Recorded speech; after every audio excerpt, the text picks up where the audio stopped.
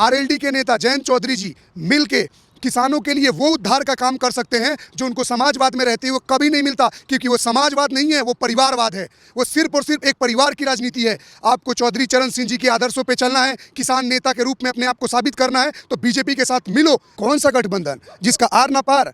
आप गठबंधन इसलिए कर रहे हो कि लोगों का भविष्य के लिए लड़ना है, भारत के नवीकरण के लिए लड़ना है, कि गठबंधन आपने इसलिए बनाया कि एक नेता को हराना है? एक मोदी से इतना नफरत आ गया?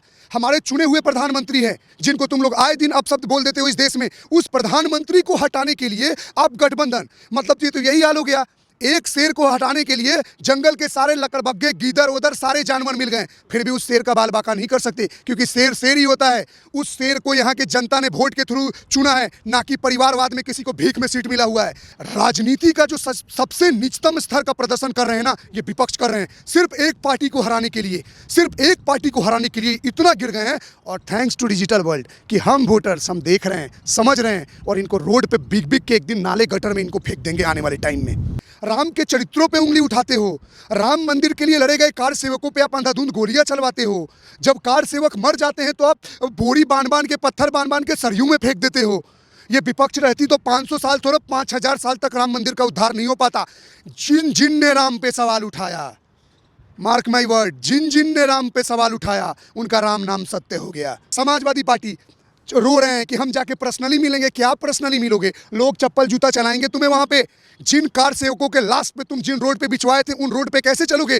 जमीन भी थूकेगी कि वही ये निर्लज लोग हैं जो धरती माता बोलेगी, जो प्रभु राम पे उंगली उठाएं, राम भक्तों को जिन्होंने मारा, वो आज इन रोड पे चल रहे राम का आशीर्वाद लेने के लिए। थूकता हूं ऐसे राजनीति के और ऐसे राजनेताओं पे। इस देश में कुछ बिकता नहीं है, इस देश में कुछ नहीं बिकता है। बिक गया है तुम्हारा जमीर, बिक गया है तुम्हारा अस्तित्व। क्यों? क्योंकि तुम एक पार्टी से नफरत करते हो और घृणा करते हो। जयंत चौधरी जी के पास तो इतना अच्छा मौका है कि अगर ये ले लेते हैं कि आज 2-4 सीटों पे जीत कर आए, काम करें, और हो सकता है कि उनकी पार्टी समाजवादी पार्टी को दबा के, और हो सकता है यूपी में आरएलडी की ही पूरी सरकार हो और बीजेपी की, और समाजवादी पार्टी का सुपड़ा साफ कर सकते हैं अगर वो मिल जाते हैं और अच्छा काम करते हैं। तो 2024 के लोकसभा चुनाव से पहले जो बनाया गया महागठबंधन टूटने के कगार पर है। पहले ममता बनर्जी ने अकेले चुनाव लड़ने की घोषणा की, उसके बाद में नीतीश कुमार एनडीए में शामिल हुए। अब उसी एनडीए का हिस्सा बनने के लिए तैयार हैं जाट नेता और रालोद के मुखिया जयंत चौधरी। लेकिन सबसे बड़ा सवाल कि इसका फायदा जयंत चौधरी को कितना होगा और सबसे बड़ा फायदा भाजपा को कितना होने वाला है। आज इसी खास मुद्दे पर बातचीत करने के लिए हमारे साथ मौजूद हैं डॉक्टर प्रकाश जी और साथ में नवीन जी। आप दोनों युवाओं का बहुत बहुत स्वागत है हमारे खबर इंडिया पर। पहला सवाल, कैसे देख रहे हैं रालोद के मुखिया भाजपा से हाथ मिलाना चाहते हैं 2024 की जीत के लिए? जी, पहले तो आपके दर्शकों को मेरा प्रणाम और आपको भी मेरा नमस्कार। बात रही आरएलडी के मुखिया जो हैं अपने जयंत जी हैं, अब सही मायने में मैं बोलना चाहूँगा कि सही मायने में किसानों का उद्धार अब वो कर सकते हैं, क्योंकि कहीं भी किसी चीज़ को करने के लिए या किसी समाज के लिए लड़ने के लिए आपको सत्ता पक्ष के साथ जुड़ के रहना बहुत ज़रूरी चीज़ है। क्योंकि जब तक आप सत्ता में रहोगे नहीं, तब तक क्या काम करोगे, क्या परियोजनाओं के लिए लड़ोगे या अपने क्षेत्र के लोगों का विकास कैसे करोगे? आप उससे पहले समाजवादी पार्टी में 2-2 बार गठबंधन करके रहे, आपको क्या मिला उससे? कोई सीट तो आपको मिली नहीं। एक तरह से हारने से अच्छा है बार बार कि कम से कम एक बार अपना अभिमान छोड़कर अपने लोगों के बारे में सही से सोचिए, ताकि आप उनके लिए सही से लड़ पाओगे और कृषि के विभाग में आप उनको और सहयोग करके उनके विकास और उनके लिए फ़ायदेमंद साबित हो सकते हो। इसके लिए आपको पक्ष में रहते हुए, और अभी तो देखिए खबर आई है, इन्होंने 4 सीटों की डिमांड की है, जिसमें से बीजेपी ने शायद बोला है 2 लोकसभा देंगे और इनको राज्यसभा सीटें देंगे। तो मैं बोलता हूं कि अभी कुछ तो मिल रहा है, आप स्टार्ट तो कीजिए, आप जुड़िए, क्योंकि कुछ करने के लिए कुछ होना ज़रूरी है। अंधेरे में एक छोटी सी ज्योति से भी ना पूरे रूम को रोशनी मिलती है। आप पूरा स्टेट तो जीतने का चीज़ बाद में छोड़िए, आप पहले शुरुआत तो कीजिए। जनता आपको वो भर भर के प्यार देगी ना, क्योंकि समाजवादी पार्टी से और खासकर ये अखिलेश यादव जी के जो चरित्र और इनके पिताजी के चरित्रों से लोगों ने ऐसे जो घृणा कर रखा है ना आज देश में, ये आने वाले हमेशा विपक्ष में ही बैठे रहेंगे। और भगवान ना करे कोई और बीजेपी के खिलाफ दूसरी विपक्षी पार्टियां खड़े होकर ये पूरे उत्तर प्रदेश में विपक्ष का सीट ले ले। मैं बस यही बोलना चाहूँगा। इससे बड़ी बात कि लगातार महागठबंधन जो 2024 के लिए ही बनाया गया था, लगातार कैसे टूट रहा है? कौन सा गठबंधन भाई साहब, कौन सा गठबंधन जिसका आर ना पार?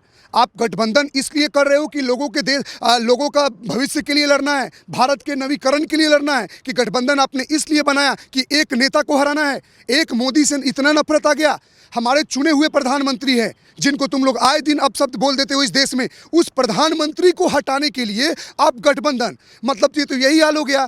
एक शेर को हटाने के लिए जंगल के सारे लकड़बग्गे, गीदड़ उधर सारे जानवर मिल गए, फिर भी उस शेर का बाल बाका नहीं कर सकते, क्योंकि शेर शेर ही होता है।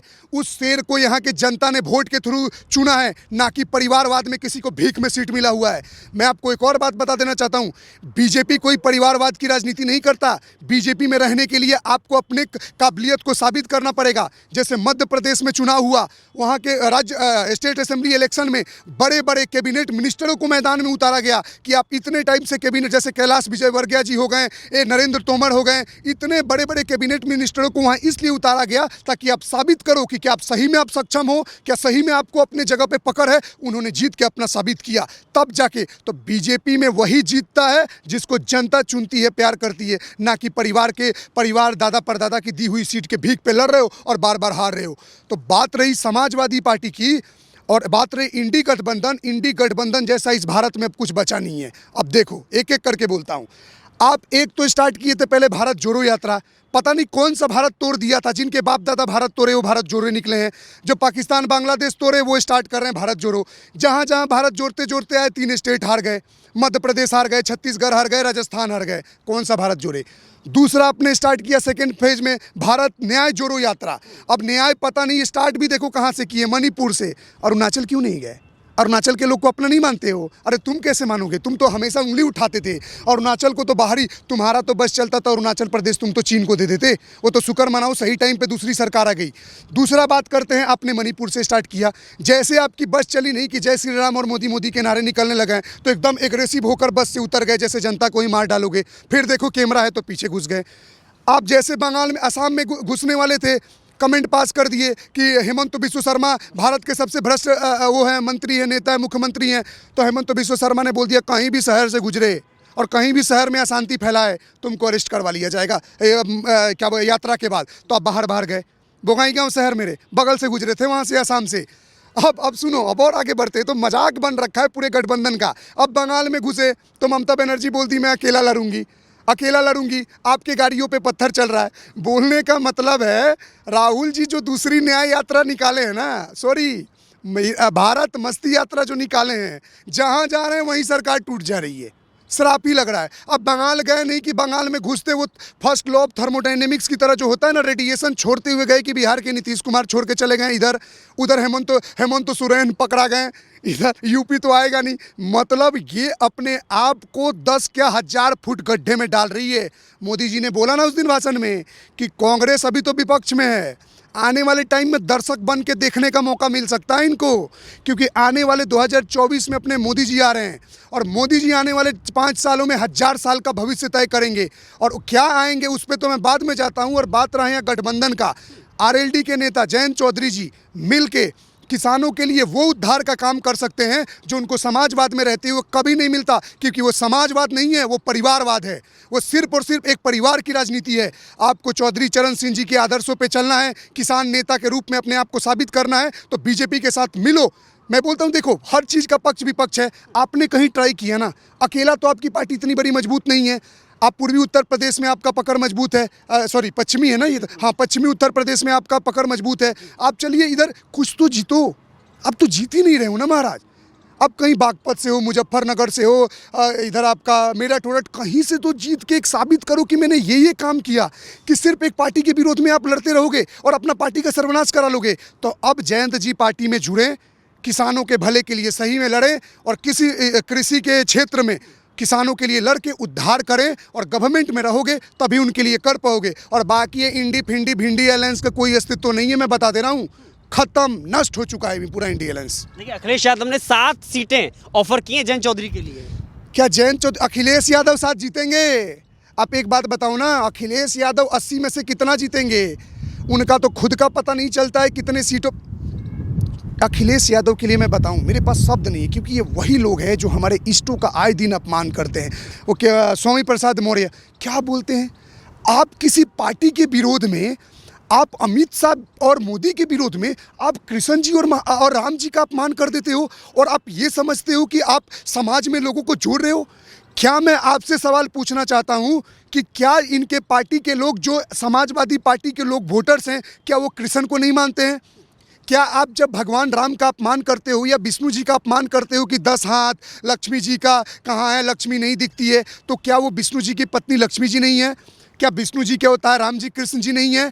जब जो पार्टी राम कृष्ण में भेदभाव कर देती है, वो पार्टी आप सोचते हो आपके लिए करेगी? क्या उनके घर में मंदिर नहीं होगा? क्या उनके घर में भगवानों की पूजा नहीं होती होगी? राजनीति का जो सबसे निचतम स्तर का प्रदर्शन कर रहे हैं ना, ये विपक्ष कर रहे हैं, सिर्फ एक पार्टी को हराने के लिए, सिर्फ एक पार्टी को हराने के लिए इतना गिर गए हैं। और थैंक्स टू डिजिटल वर्ल्ड कि हम वोटर्स हम देख रहे हैं, समझ रहे हैं, और इनको रोड पे बिग बिग के एक दिन नाले गटर में इनको फेंक देंगे आने वाले टाइम में। आपने देखा कि राम मंदिर का निमंत्रण हर किसी विपक्षी पार्टी ने ठुकरा करके आज उसी के परिणाम गठबंधन में बिखराव की ओर दिखाई दे रहा है। अरे तुम्हारा ठुकराना तो दूर की बात है, तुम क्या राम के हो? मैं आपसे सवाल पूछता हूँ, ये वही पार्टी है जो राम के लिए विपक्ष पूछती थी। राम कौन है? राम बाहर से आए हुए हैं। राम के चरित्रों पे उंगली उठाते हो। राम मंदिर के लिए लड़े गए कार सेवकों पे आप अंधाधुंध गोलियां चलवाते हो। जब कार सेवक मर जाते हैं तो आप बोरी बांध बांध के, पत्थर बांध बांध के सरयू में फेंक देते हो। ये विपक्ष रहती तो 500 साल थोड़ा 5000 साल तक राम मंदिर का उद्धार नहीं हो पाता। जिन जिन ने राम पे सवाल उठाया, मार्क माई वर्ड, जिन जिन ने राम पे सवाल उठाया, उनका राम नाम सत्य हो गया। राम नाम सत्य हो गया। अब राम याद आ रहे हैं। तुम्हारे राम रहते तो तुम कब का बनवा लेते। अब मंदिर में घंटी बजा रहे हो। पूजा तो करने आता नहीं तुम लोगों के। ये राहुल गांधी कल जाकर पूजा कर रहा था वहाँ पे, महादेव का ऐसे फूल फेंक रहा है, ऐसे ऐसे ऐसे तो कोई भिखारी को भी नहीं देता है सामान। तुम भगवान को ऐसे पूजा करते हो। समाजवादी पार्टी रो रहे हैं कि हम जाके पर्सनली मिलेंगे। क्या पर्सनली मिलोगे? लोग चप्पल जूता चलाएंगे तुम्हें वहाँ पे। जिन कार सेवकों के लाश पे तुम जिन रोड पे बिछवाए थे, उन रोड पे कैसे चलोगे? जमीन भी थूकेगी कि वही ये निर्लज्ज लोग हैं जो धरती माता बोलेगी, जो प्रभु राम पे उंगली उठाएं, राम भक्तों को जिन्होंने मारा, वह जिन रोड पे चल रहे राम का आशीर्वाद लेने के लिए। थूकता हूँ ऐसे राजनीति के और ऐसे राजनेताओं पे। जो राम का नहीं वो किसी का नहीं, किसी का नहीं है।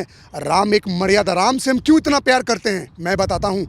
राम एक मर्यादा पुरुष। राम भगवान विष्णु के अवतार होते हुए भी, राम के पास इतनी महान शक्तियाँ होते हुए भी, साधारण मनुष्य की तरह श्रापों का इस संसार में सबसे ज़्यादा किसी ने कष्ट सहा है ना भाई साहब, वो प्रभु राम ने सहा है। राम मर्यादा के एग्जाम्पल हैं। राम कर्म का एग्जाम्पल देते हैं। राम पिता पुत्र के प्रेम संबंध का बताते हैं। राम त्याग बताते हैं। राम बताते हैं सब भगवान होते हुए भी मनुष्य साधारण जीवन कैसे जी सकता है, और जो राम कर सकते हैं वो धरती का हर मनुष्य कर सकता है। इसीलिए राम सबसे ज़्यादा पूजनीय है, और राम भारत में हमेशा राम का नाम ना मिटा है, ना मिटेगा, और ना हम जैसे लोग मिटने देंगे। आज का युवा क्यों जगा हुआ है?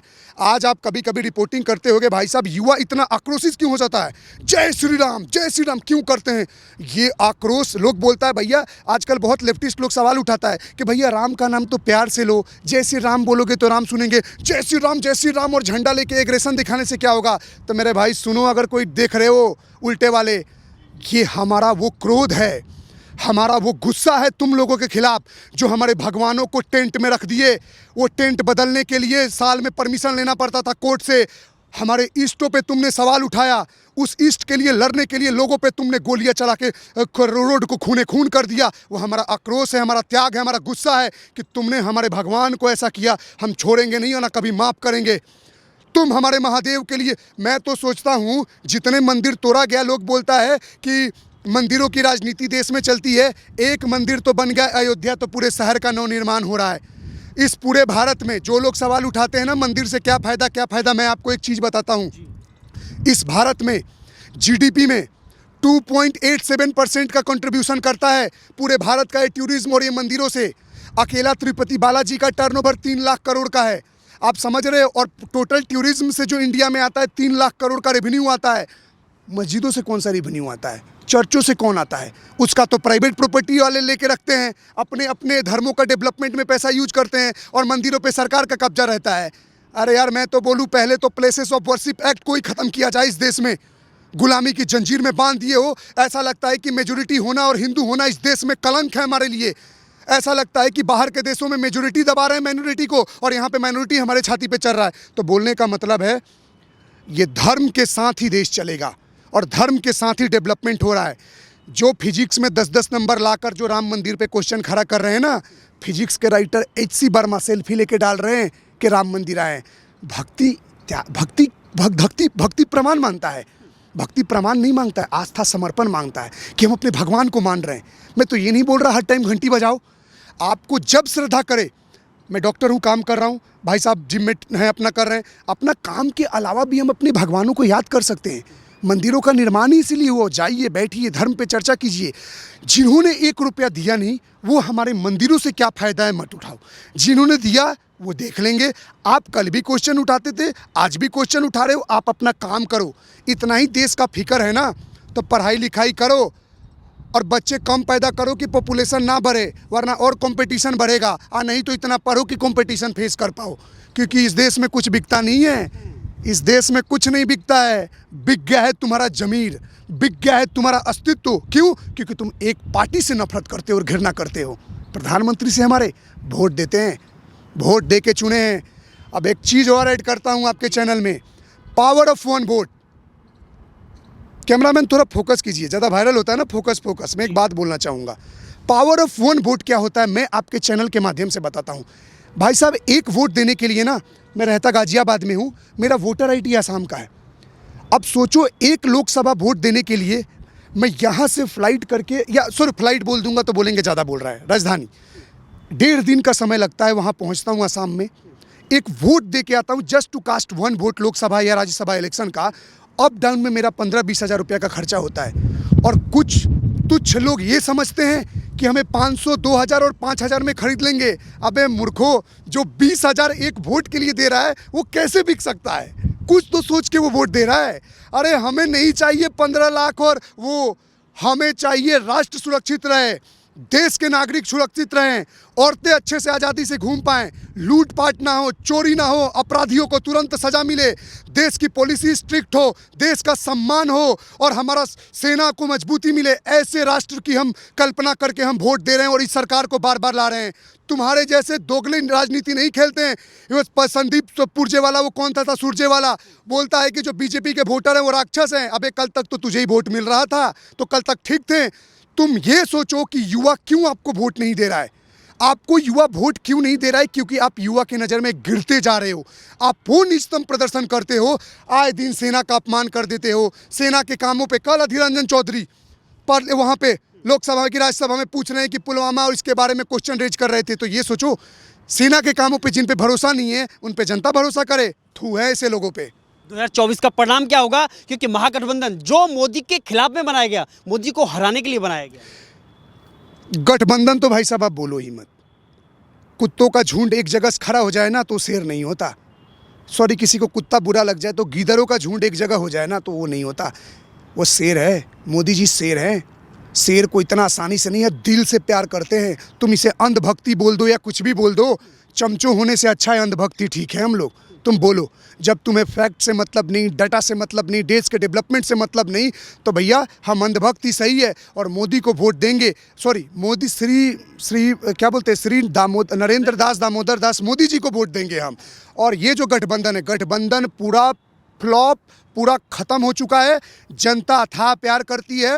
मोदी जी ने 400 बोला है, हम 400 देने की 400 सीटों की पूरी कोशिश करेंगे। लेकिन मेरा जो अनुमान है एज ए इंटेलेक्चुअल, मेरा इतना मानना है कि 340 से 350 सीट फिक्स है और भाजपा आएगी और इनको उखाड़ के ऐसी फेंकेगी ना कि आने वाले टाइम में राजनीति करना भूल जाएंगे। आखिरी सवाल, जयंत चौधरी के पास मौका है एक बेहतर किसान के लिए काम करने का, इस देश के लिए और राष्ट्र के लिए काम करने का। जयंत चौधरी जी के पास तो इतना अच्छा मौका है कि अगर ये ले लेते हैं कि आज 2-4 सीटों पे जीत कर आएँ, काम करें, और हो सकता है कि उनकी पार्टी समाजवादी पार्टी को दबा के, और हो सकता है यूपी में RLD की ही पूरी सरकार हो और बीजेपी की, और समाजवादी पार्टी का सुपड़ा साफ कर सकते हैं अगर वो मिल जाते हैं और अच्छा काम करते हैं तो।